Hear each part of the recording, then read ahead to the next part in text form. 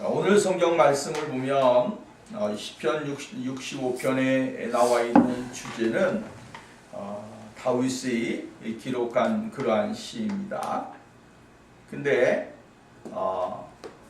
이 시의 내용을 보면 하나님께서 주의 백성들에게 은혜를 주시는 것에 대하여 감사하고 또 영광을 돌리게 되어지는 것을 볼 수가 있게 되어지죠. 특히 추수 때가 임박하여졌을 때에 백성들이 함께 기뻐하고 즐거워해야 될 그 모습을 보여주고 있는 것을 볼 수가 있게 되어지죠.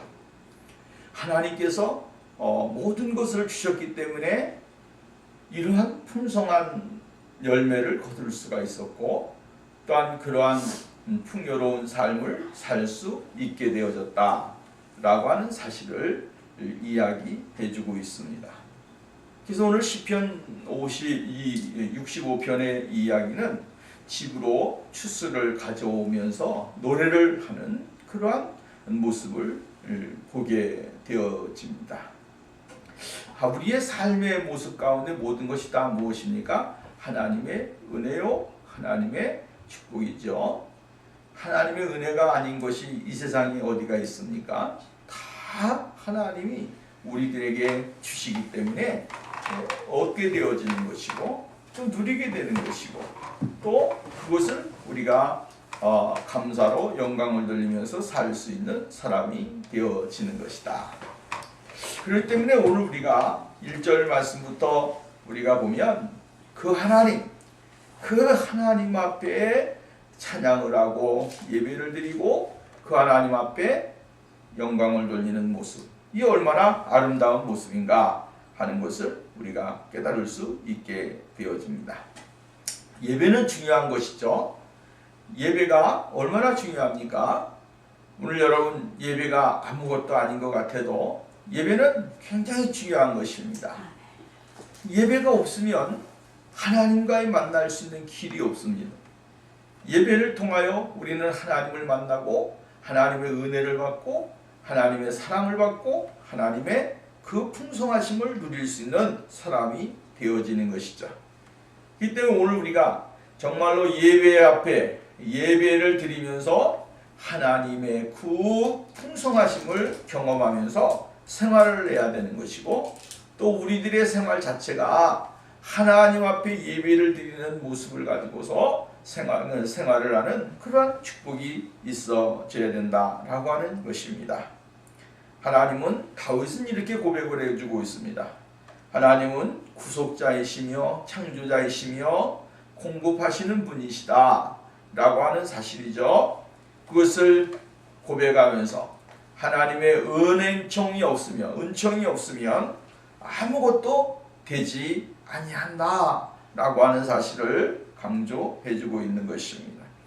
그래서 1절 말씀에 보면 이렇게 이야기합니다.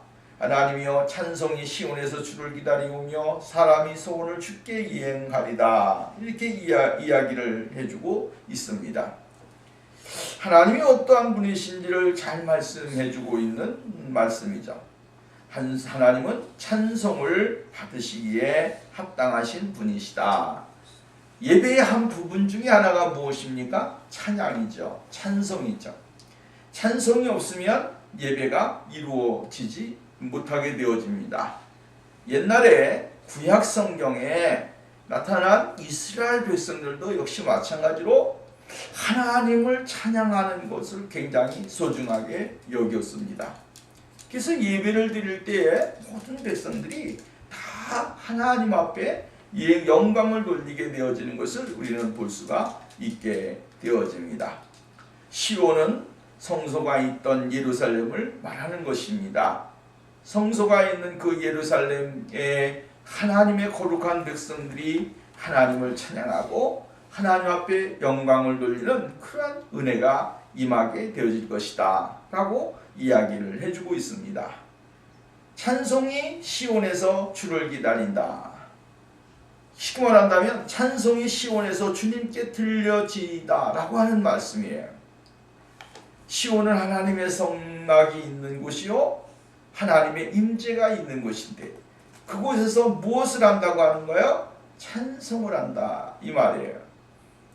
그러니까 오늘 우리가 하나님 앞에 예배를 드리면서 하나님을 찬양하는 거 굉장히 중요한 거예요. 찬송을 많이 하는 거 그게 중요한 거죠. 우리들의 생활 속에 우리가 그 하나님의 임재를 경험하면서 그 하나님의 은혜를 감사하면서 하나님 앞에 영광을 돌리는 삶을 산다라고 하는 것은 굉장히 복 있는 삶이고 하나님이 우리들에게 요구하시는 삶이다 라고 하는 것입니다. 여러분 오늘 우리가 찬송을 드리지 못하게 되어지면 영혼이 어떻게 되어지느냐? 메말라진다 라고 하는 거예요. 영혼이 메말라지는 거예요. 여러분 오늘 우리가 세 가지가 우리들에게 꼭 필요합니다. 하나는 뭡니까? 하나는 하나님의 말씀입니다. 하나님의 말씀은 양식입니다. 이 양식이 없으면 오늘 우리가 어떻게 되겠습니까? 메말라지는 것입니다. 영양실조가 되어지는 것이죠. 그리고 그 양식으로 인하여 없음으로 인하여 사람들은 죽음의 자리에 들어가게 되어지고 또한 황폐한 심령이 되어질 수 있게 되어진다라고 하는 것입니다. 사람이 양식을 섭취하고 또 살 수 있는 것 이게 얼마나 큰 축복입니까? 반대로 예수 그리스도의 말씀이 오늘 우리들에게 임하게 되어질 때에 영적인 양식이 공급되어짐으로 인해서 하나님의 그 놀라우신 은혜를 받고 주님 앞에 영광을 돌리는 은혜가 주어진다라고 하는 거예요. 두 번째로는 하나님 앞에 우리가 기도하는 것이죠. 우리가 기도를 하는데 그 기도는 어떠한 기도입니까? 포괄적인 기도의 내용이죠.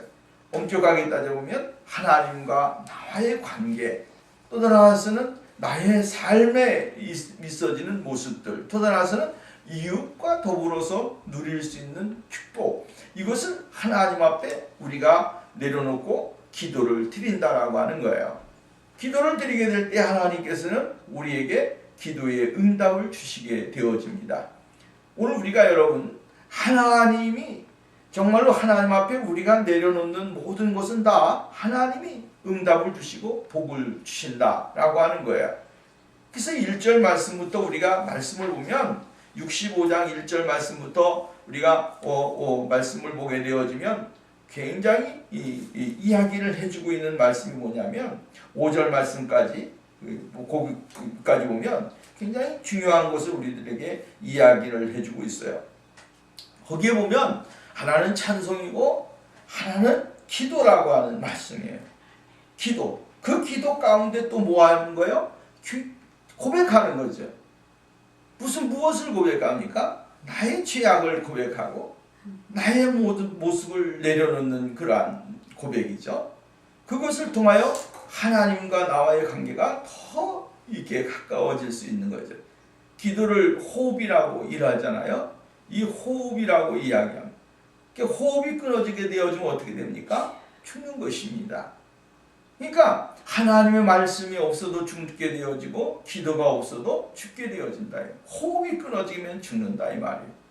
그러니까 예수 그리스도를 믿는 사람들은 하나님의 말씀 앞에서 나의 자신을 내려놓고 하나님 앞에 기도를 드리는 생활이 있어져야 되는 것이죠. 그리고 하나님 앞에 기도할 때 우리의 죄악을, 우리의 형편을, 우리의 삶을 하나님 앞에 내려놓는 것입니다. 그러면 하나님이 그 사람의 기도를 응답해 주시고 그의 죄악을 용서해 주시는 은혜가 주어진다라고 하는 말씀이에요. 용서를 받지 못하는 사람이 하나님의 은혜를 찾을 수 있는 방법은 없습니다. 용서를 받아야만이 어떻게 됩니까? 하나님의 놀라우신 은혜를 받을 수 있다라고 하는 것입니다. 우리가 이 종교 개혁의 큰 틀을 잡고 있는 존 칼빈이 이 이야기를 이렇게 했습니다. 하나님께서 우리의 기도를 들어주시지 않는다면 그분 스스로의 성품을 부인하는 결과다. 따라서 우리의 기도를 들어주실 수밖에 없다. 이렇게 이야기했어요. 이 말은 뭡니까? 하나님이 우리의 기도할 때 들어주시지 않는다면 하나님이 가지신 성품 그 모습을 부인하는 결과가 되어진다라고 하는 거예요. 그러니까 하나님은 자신의 모든 것을 다 이루시기 위하여서는 분명하게 우리들에게 기도의 응답을 해주셔야 된다라고 하는 말씀이에요. 해주실 수밖에 없다는 거예요. 그러니까 기도를 하지 아니한다라고 하는 것은 결국 뭡니까? 하나님과 나의 관계가 끊어지는 거예요. 하나님 앞에 우리가 구하고 우리가 하나님 앞에 나가고 하나님 앞에 나가서 우리의 모든 것을 다 아랠 때 거기에 하나님이 약속하신 은혜가 우리들에게 임하게 되어진다라고 하는 거예요. 예수님께서도 우리들에게 이야기하게 될 때 뭐라고 그랬냐면 구하라 그러면 주실 것이요 찾으라 하면 찾을 것이고 두들기게 되어지면 열려지게 될 것이다 라고 이야기를 해주고 있어요. 오늘 우리가 하나님을 찾는 것, 하나님을 찾는 것만큼 중요한 게 없습니다.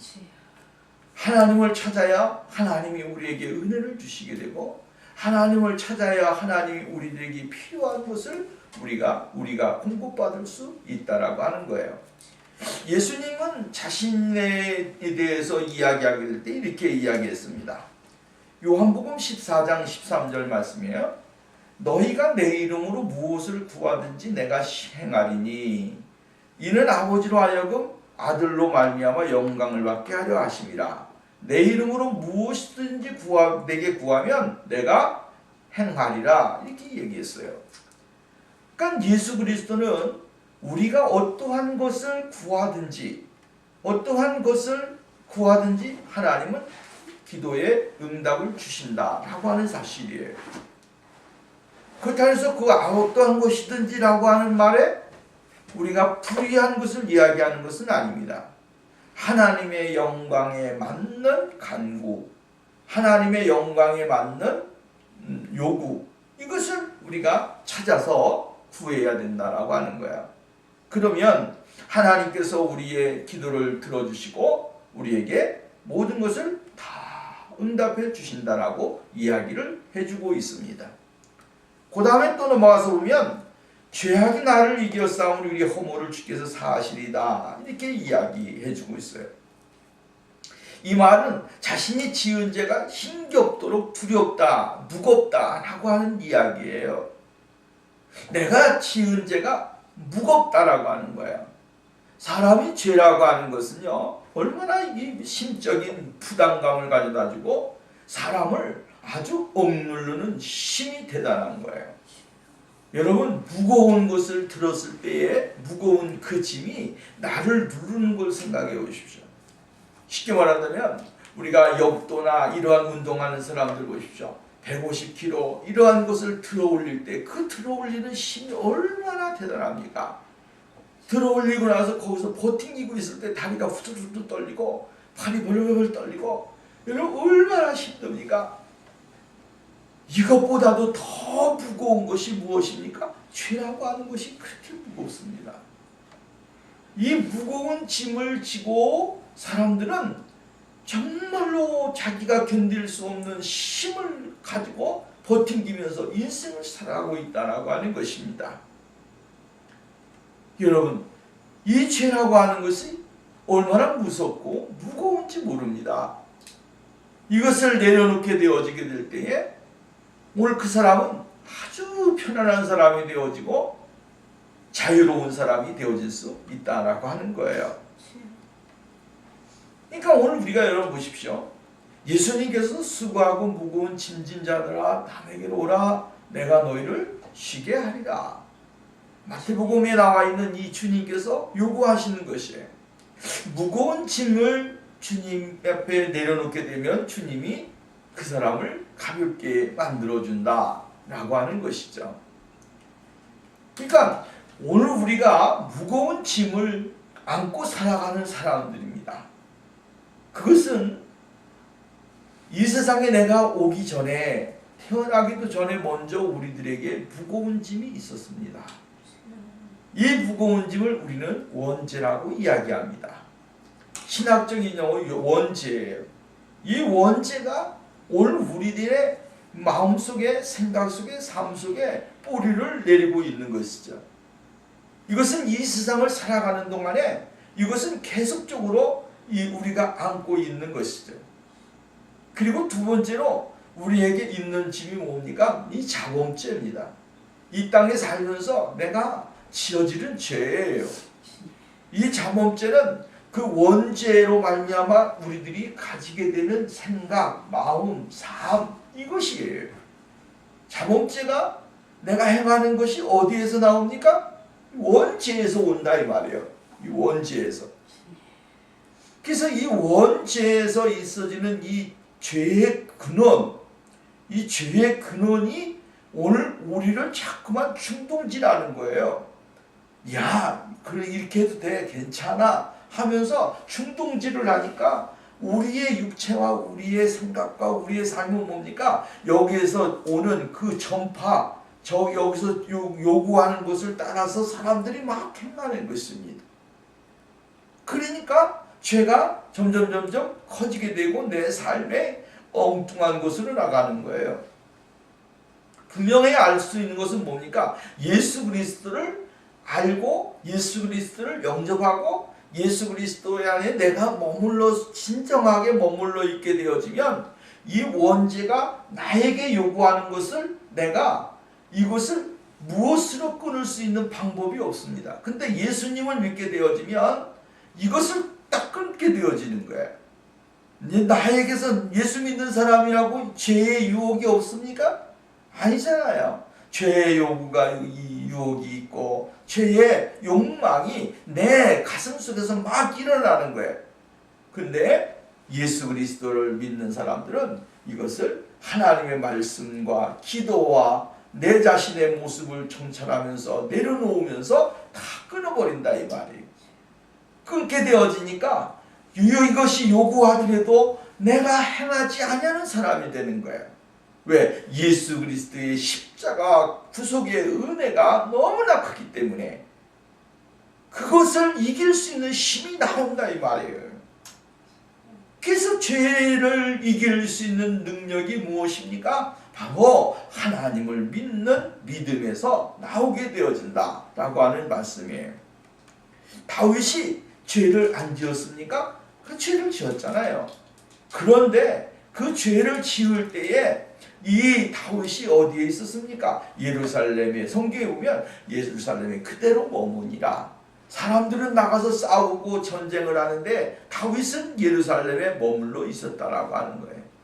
그러니까 다윗에게 잘못된 생각이 오고 잘못된 판단을 하게 되어지죠. 그리고 결국은 그가 하나님 앞에 죄를 범하는 사람이 되어졌다라고 하는 것입니다. 오늘 우리는 죄를 용서해 주시는 분이 누구냐? 바로 예수 그리스도시다 라고 하는 거예요. 나의 죄를 씻기는 예수의 피밖에 없네. 다시 성케하기도 예수의 피밖에 없네. 예수 그리스도 그분이 우리의 죄를 용서하시고 우리를 깨끗게 하실 수 있는 유일하신 분이다 라고 이야기를 해주고 있는 거예요. 그러니까 오늘 여러분, 오늘 우리의 죄악을 하나님 앞에 내려놓고 우리 하나님이 주시는 놀라우신 은혜를 덧입을 수 있는 그런 축복의 삶이 우리에게 있어져야 됩니다. 4절 보면 주께서 가까이 택하시고 가까이 오게 하사 주의 뜰에 살게 하신 사람은 복이 있나이다. 우리가 주의 집 곧 주의 성전의 아름다움으로 만족하리이다. 이렇게 했어요. 여러분 보십시오. 예배자는 어디에 있느냐? 예배자는 어디에 머물러 있는 것입니까? 주의 집에 거하는 사람들이에요. 주의 집에 거하는 사람들. 이 주의 집에 거하면서 하나님의 거룩하심을 찬양하고 그 하나님의 아름다움을 보게 되어지는 사람들이다라고 하는 거예요. 오늘 우리가 주님의 그 아름다움을 보지 못하면 우리가 예배를 드릴 수가 없습니다. 예배는 어떻게 돼야 됩니까? 살아있어야 되고 예배는 하나님이 요구하시는 모습을 가져야 되는 것이죠.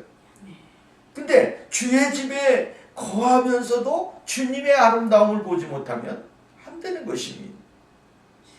여러분, 예배자를 누가 선택하십니까? 하나님이 선택하십니다. 그죠? 누가 선택합니까? 하나님이 선택하시고 성령님이 선택해서 구속해서 하나님의 손에 와서 예배를 드릴 수 있는 사람으로 만들어 주신다는 말씀이에요. 그래서 오늘 성경에도 보면 주께서 뭐 하시고 택하신다. 택하신 사람을 어떻게 하신다? 가까이 오게 하신다. 어디에 가까이 오게 하십니까? 주의 뜰에 가까이 오게 하신다 이 말이에요. 그리고 그 사람들이 주님의 성전의 아름다움을 보게 되어지는 거예요. 쉽게 말한다면 주님이 택하신 사람만이 예배를 드릴 수 있어요. 주님이 선택한 사람만이 주님의 아름다움을 볼 수 있어요. 주님이 선택한 사람만이 하나님의 그 은혜를 찬양할 수 있어요. 아무나 찬양하는 게 아니에요. 하나님이 선택해 주셔야 돼요. 하나님이 선택해 주지 아니하면 누구도 그 하나님을 찬양할 수가 없고 하나님의 이름을 영화롭게 할 수가 없습니다. 오늘 여러분, 내 마음속에 주님을 향한 열망이 솟아납니까? 주님을 향한 뜨거움이 일어납니까? 이것은 뭡니까? 내가 하나님의 선택함을 받았다라고 하는 증거예요. 예배를 드리고 싶고 감사하고 싶고 또 찬양하고 싶고 기도하고 싶고 이게 뭐예요? 하나님이 선택한 사람의 모습이다라고 하는 말씀이에요. 그 모습을 가져야 하나님의 자녀로서의 삶을 살아갈 수 있는 축복이 주어진다라고 이야기해주고 있는 거예요. 여러분 보십시오. 오늘 성경 말씀이 이렇게 말합니다. 사람은 복이 있나니 이렇게 이야기해요. 복이 있다. 복이 있다. 왜 복이 있느냐 이 말이에요. 죄악된 인간이, 타락한 인간이, 불법을 행한 인간이 하나님을 찬양하고 하나님을 예배하고 하나님 앞에 기도하고 하나님의 국률하심과 자비하심을 느끼면서 살 수 있는 것. 이게 복이라는 게 다른 게 복이 아닌 게. 에베소의 말씀에 보면 하나님께서는 창세전에 택하신 백성들에게 무엇을 준다고 그랬습니까? 하나님의 신령한 복을 주신다고 그랬어요. 신령한 복을. 이 신령한 복을 오늘 우리가 지금 누리고 있는 거예요. 내가 지금 신령한 복을 누리고 있고 이 신령한 복을 또 여러분 증거하고 있고 이 신령한 복 안에서 누리는 그러한 삶을 살게 되어졌다라고 하는 사실이에요. 하나님과의 아름다운 교제, 하나님과의 아름다우신 관계를 이루면서 사는 것, 이게 굉장히 중요한 거예요. 그래서 1절 말씀부터 우리가 4절 말씀까지 보면 하나님께서는 하나님의 거룩한 백성들에게 찬양을 받으시기를 원하고 기도를 받으시기를 원하고 죄를 고백하기를 원하고 또 주님의 뜻 안에서 주님의 거룩하신 영광을 보면서 살아갈 수 있는 사람들로 되기를 원하시는 전능하신 하나님의 마음, 예수 그리스도의 그 모습을 우리들에게 가르쳐주고 있는 겁니다. 그렇기 때문에 주의 뜻에 거하는 사람들은 늘 하나님 앞에 감사하며 주님을 찬양드리는 그런 생활이 있어져야 된다라고 하는 것이죠. 그 다음에 5절 말씀부터 마지막 절까지 보면 하나님께서는 이 세상의 것들을 전부 지배하시고 통치하신다. 우주 만물을 통치하시는 전능하신 하나님이시다 하는 것을 우리들에게 이야기해주고 있는 것이에요. 그러니까 여러분 이 세상에 존재하고 있는 것들이 많은 과학자들이 이런 말 저런 말 하지만 그러나 거기에는 정답이 있는 것도 있지만 정답이 없는 것도 많다라고 하는 거예요. 왜? 성경은 분명하게 이야기했어요. 하나님은 이 세상을 만드셨고 이 세상을 다스리시고 이 세상 것을 주관하시고 이 세상의 것을 섭리하시는 분이시다 라고 하는 사실을 이야기해주고 있습니다. 산이 요동하고 바다가 요동하는 것, 그것이 다 누구에 의해서? 하나님에 의하여서 이루어지는 것이죠. 또 그것을 또한 진정시키시는 것도 누구에 의해서? 하나님에 의하여 이루어지는 것입니다. 오늘 성경 말씀에 보면 이렇게 이야기합니다. 5절 우리 구원의 하나님이여 땅의 모든 끝과 먼 바다에 있는 자가 의지할 주께서 의를 따라 어미한 일로 우리에게 응답하십니다. 그러니까 땅 끝에서부터 땅의 모든 끝과 먼 바다에 있는 자, 쉽게 말하자면 그 안에 거하는 자들에게 이야기하지만 또한 더 나아가서는 그 모든 것들을 다 누가 응답하시고 주관하시는 것입니까? 하나님께서 주관하신다라고 하는 거예요. 6절 주의 힘으로 산을 세우시며 권능으로 띠를 띠시고 바다의 설렘과 물결의 흔들림과 만민의 소유까지 진정하시나이다. 땅끝에 사는 자가 주의 징조를 두려워하나이다. 주께서 아침 되는 것과 저녁 되는 것을 줄고하신다. 이렇게 이야기합니다. 여러분, 이것이 순환적인 것이지만, 순환적으로 이루어지는 일이지만, 그러나 이것을 누가 주관하시는 것입니까? 하나님이 주관하신다 라고 하는 것이죠. 하나님의 통치와 하나님의 계획이 없으면 이러한 것은 여러분 이루어질 수 없는 것이다 라고 하는 사실이에요. 하나님은 진정시키신다 이렇게 이야기해주고 있어요. 이것은 이 말은 강압적으로 물리적으로 제압하고 진정시키는 것이 아니라고 하는 거예요. 부드러운 말과 타일러서 안심을 시키듯 아주 편안하게 평온하게 만드시는 것이에요. 여러분, 예수님께서 이러한 것을 보여주셨잖아요. 갈릴리 바닷가에 풍랑이 일어나게 될 때 사람들이 요동하잖아요. 그러나 예수님은 이렇게 말해요. 바다야 잔잔해라. 그냥 타일르듯이 이야기하시는 바다야 잔잔해라 하니 잔잔하게 되어지는 거예요. 예수님은 오늘 우리들에게 어떠한 일을 행하시게 될 때에 우리들에게 강압적으로 하는 것은 없습니다.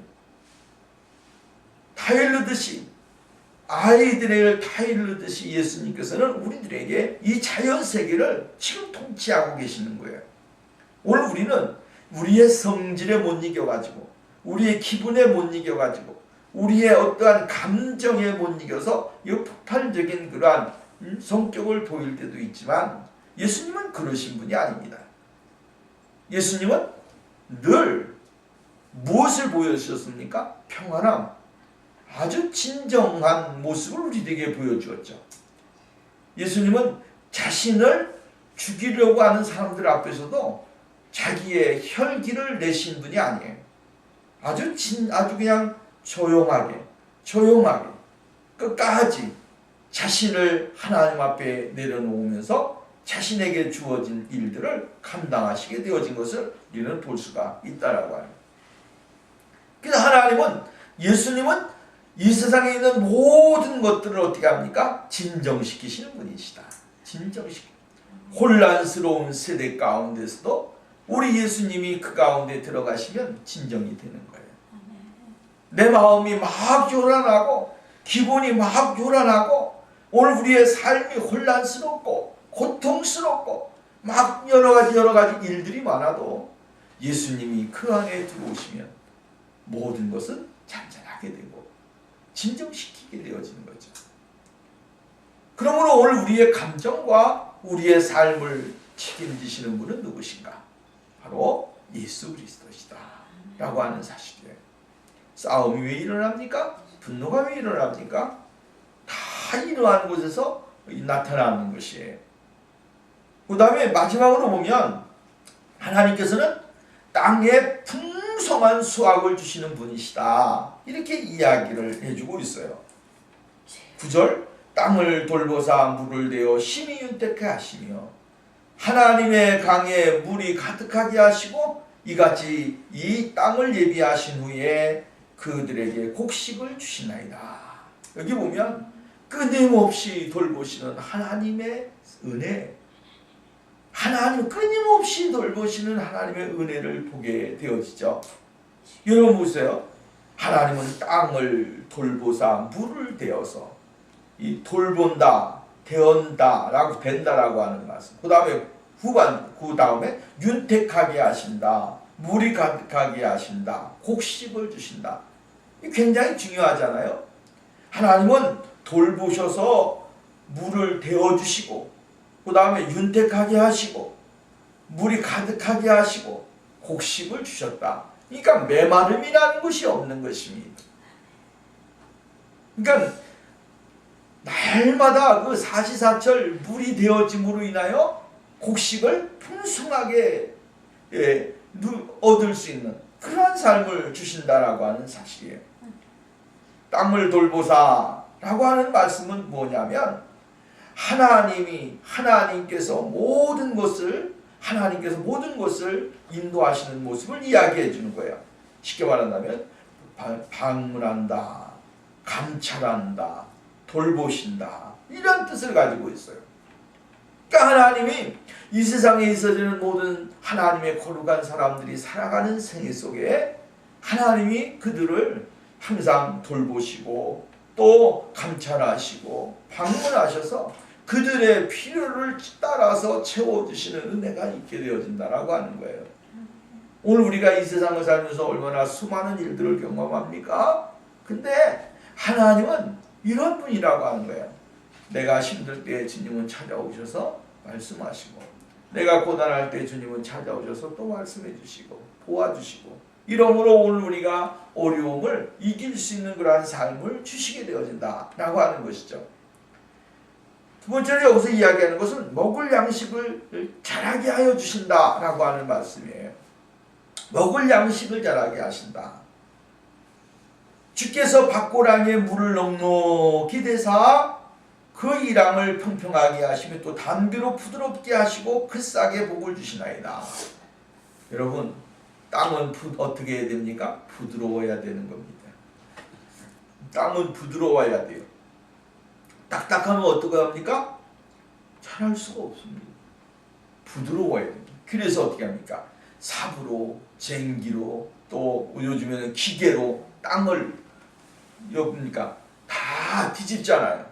거름을 넣고 다 뒤집어 가지고 땅이 보들보들해질 때 거기에다 무엇을 합니까? 씨앗을 뿌리는 겁니다. 뿌리게 될 때 거기에서 싹이 나오고 식물이 자라게 되어지죠. 예수님께서는 우리들에게 비유로 이야기할 때에 이렇게 이야기합니다. 하나는 돌짝밭, 하나는 가시밭, 하나는 뭡니까? 이 딱딱한 길바닥, 돌밭 이란데, 그 다음에 하나는 뭐예요? 좋은 밭이라고. 그러니까 이러한 세 가지의 비유를 통해서 어떠한 밭이 되어야 되느냐? 돌짝밭 같은 사람이 되어야 되느냐? 아니면 가시밭 같은 사람이 되어야 되느냐? 가시덤 뿌리 있는 거. 그 다음에 황무지 같은 딱딱한 땅이 되어야 되느냐? 이 아니라고 하는 거야. 이러한 것은 식물이 자랄 수가 없다. 그러니까 마지막으로 예수님께서 이야기하기를 좋은 밭에다가 좋은 땅에 떨어진 씨앗은 자라면서 돌밭도 돌도 없고 가시도 없고 딱딱하지도 않으니까 풍성한 열매를 맺느니라, 이렇게 이야기하지 않았어요? 그러니까 오늘 우리를 한번 생각해 보자고요. 사람의 마음이 딱딱한 사람이 있습니다. 이 딱딱한 사람에게 여러분 잘할 수 있는 게 뭐가 있겠습니까? 없습니다. 또 이렇게 딱 막아놓겠네요. 좀 어떻게 됩니까? 막아놓은 사람은 어떠한 것도 그 벽을 이길 수가 없습니다. 그 사람들은 조금 잘하려고 이 가시로 그냥 착착착착착 하니까 안 되는 것입니다. 또 딱 이 길바닥 같은 사람 얼마나 많이 있습니까? 잘할 수 없는 환경을 만들어 버려요. 아무리 좋은 것을 주어도 좋지가 않아요. 행복하지가 않아요. 항상 그 딱딱한 것이 그 마음속에 있기 때문에 안 된다 이 말이에요. 오늘 우리는 하나님의 말씀과 기도와 찬양을 통해서 주님의 그 놀라우신 은혜를 통해서 우리들의 마음이 어떻게 됩니까? 이렇게 개간을 해야 돼요. 바뀌어져야 됩니다. 바뀌어져서 하나님이 원하시는 사람으로 바뀌어져야 된다라고 하는 것입니다. 여기 보면 이렇게 말합니다.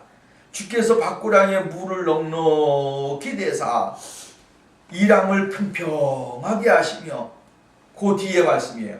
또 담비로 부드럽게 하시고, 담비로 부드럽게 하시고, 담비로 부드럽게 하셔야 돼요. 하나님의 은혜로 우리의 심령이 어떻게 됩니까? 부드럽게 돼야 되는 거예요.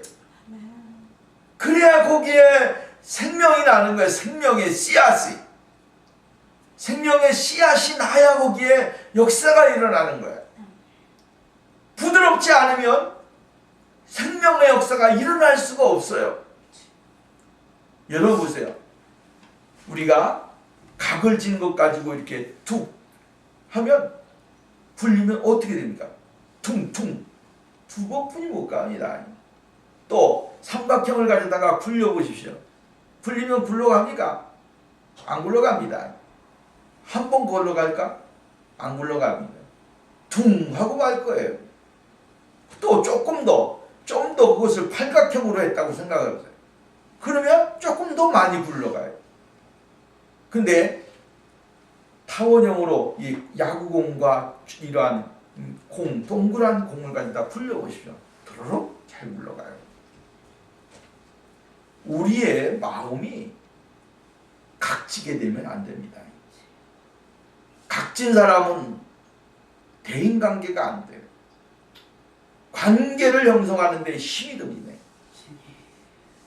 각이 없어야 돼요. 부드러워야 된다. 굴러갈 때 소리가 나지 않아야 돼요. 부드럽게 굴러가야 돼요. 예수 믿는 사람은 어떤 사람이 되냐면 하나님의 성령의 은혜를 받아서 하나님이 주시는 것으로 충만해져서 정말로 세상에 살면서 아주 부드러운 사람이 되어야 됩니다. 부드러운 사람이 될 때 거기에 하나님의 역사가 일어나고 주님이 주시는 복을 받는 거예요. 자연도 마찬가지잖아요. 부드러운 곳에서 좋은 생명이 나오고 좋은 것들이 많이 열리게 되는 거예요. 오늘 우리는 하나님이 먹을 양식을 자라게 하시는 분이에요. 그 자라게 하시는 분 앞에 우리를 내려놓으면서 주님 앞에 영광을 돌려야 됩니다. 세 번째로는 하나님의 무한하신 은총이 계속 이루어지는 것을 찬양하고 있는 것을 볼 수 있죠.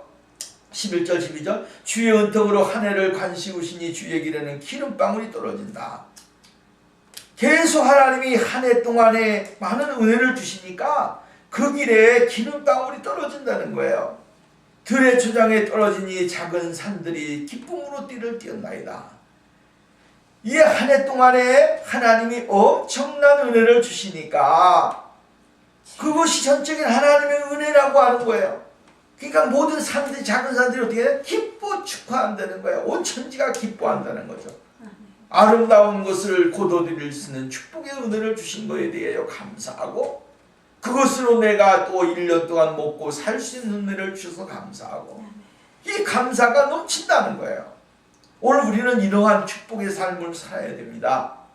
하나님이 무한하신 은총이 우리들의 삶 속에 또 계속적으로 이루어지고 오늘 2019년도에도 계속적으로 하나님이 주시는 은혜가 임하여서 정말로 풍성한 아름다운 곳으로 가득 채워져서 온 천지가 기뻐하고 즐거워할 수 있는 삶을 살아야 됩니다. 이것이 하나님이 우리들에게 요구하는 것이다 라고 하는 것이죠. 들의 초장에 떨어진다. 이 말은 인공적으로 경작이 이루어지는 것이 아니고 하나님의 거룩하신 은혜에 따라서 은혜에 의하여 자연적으로 이루어지는 하나님의 특별하신 방법이다 라고 하는 사실을 이야기해 주고 있는 것입니다.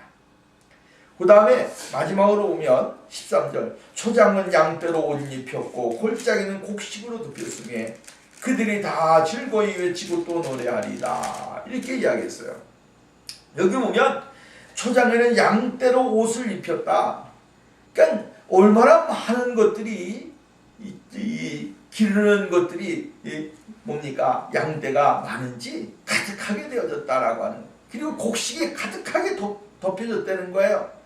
그러니까 이 잘된 것은 다 뭐예요? 하나님이 주신 은혜의 축복이라고 하는 거예요.